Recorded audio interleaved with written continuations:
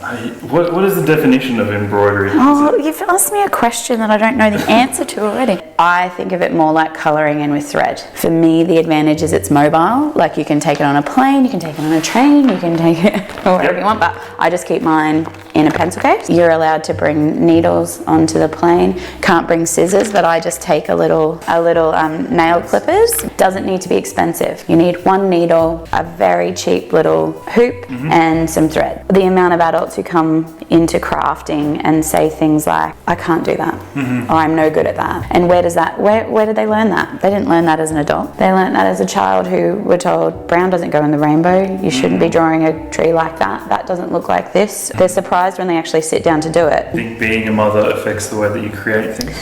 Only because of my available time. I'm going to teach you a couple of stitches first. So you're going to hold your needle in your right hand and your hoop in your left. What you want to be really careful of, and there's a reason that I've left all this fabric on the edges, but you want to be careful of holding the fabric under like that, because then you're going to go through.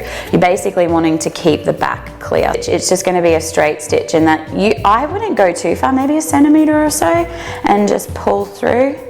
Now, the tighter you pull through, you may find you have pull lines on it. So you don't want it to be nice, like you don't want it to sit up above like that. You want it to be pulled through flat. Now, you're not actually going to pull up next to it. You're going to come up further away from, so where the actual next stitch in your head would end, if that makes sense. And you're going to pull that through. You're actually going to come back through that first stitch hole you made. And it should create like a line. You could just continue all the way along. I think that's the other thing people don't tend to acknowledge, is that sometimes me as the teacher, I'm the problem, and I don't mean that I'm a bad teacher. It just means I haven't found the way to connect that this person understands. I know there's all these different studies that have different numbers, but when you think about, we have anywhere between 12,000 and 70,000 thoughts a day. What worries me is that 80% of those, no matter what the number is, 80% of those are negative. And then even more worrying is that 95% of the thoughts you have every day are repetitive thoughts. So if 80% of your thoughts are negative, and then you're repeating those thoughts the next day, what's that doing to your brain? Now, what have you done here? Yeah, I don't really know. Oh, no. This is, by the way, this is a water-soluble fabric marker. So at the end, you can wash this. The other thing I like about any of these crafts is they wait for you. So if your mental health isn't good, these pieces can be put down and come back to 30 years later. Yeah. Besides crafting, what do you do to look after yourself? Yoga is a big thing for me. I didn't do yoga for the longest time because I thought I was bad at meditating. I also thought that only skinny people did yoga, and it was my doctor who suggested meditation further. And I said to her, I'm no good at meditation. She goes, it's because you haven't practiced. Felt like I needed to be in control of everything in order for everything in my life to be having a purpose, and if I wasn't, and motherhood's hard, I get it. Like, we've got this idea that we should be able to work and parent and do all of this stuff at the same time and forget about the logistics of the mental load. I don't have to be making money 24 hours a day. I don't have to be productive 24 hours a day. I don't have to be the perfect parent.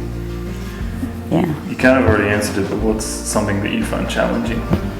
My biggest fear is people showing up out of the blue and not giving me time to get my house in order. They say that I think it's 1 in 7 of kids between the ages of 6 and 17 have recently experienced a mental health episode. And that scares the shit out of me, because I'm going to give you a project. Because that's what you need. All right, so I've got a photo of my husband and my daughter. You can either just use your drawing on your tablet, all right, or you can draw straight onto the fabric. But I come in and I find the parts of the person that stand out to me. So I might come in and just trace around the beard, fabric over the top, and then you can draw through. To save time, here's one I've prepared earlier. And my husband and I call it itchy hands. So he goes, your hands are itchy, aren't they? I'm like, yeah. And actually it's almost like itchy brain.